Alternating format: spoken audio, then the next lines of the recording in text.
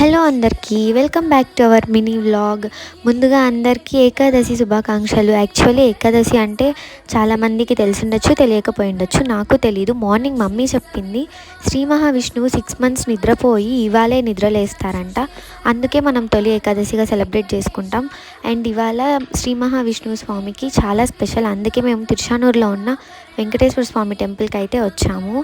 And ఈ temple కూడా చాలా బాగుంటుంది. లోకల్ పీపుల్స్కి ఎక్కువ తెలుసు, మేబీ బయట పీపుల్కి చాలామందికి తెలియకపోవచ్చు. మీరు కూడా ఒకసారి దర్శించుకోండి. రియల్గా తిరుపతిలో ఉన్న ఫీలింగ్ వచ్చేసింది కదా.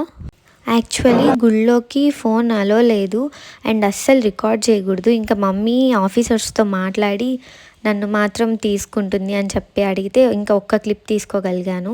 ఇంకా దర్శనం అయితే చాలా బాగా అయ్యింది. అండ్ మేము ఈ టెంపుల్కి రెగ్యులర్గా వస్తూ ఉంటాము. నేను నెక్స్ట్ టైం కంప్లీట్ డీటెయిల్స్ పెడతాను.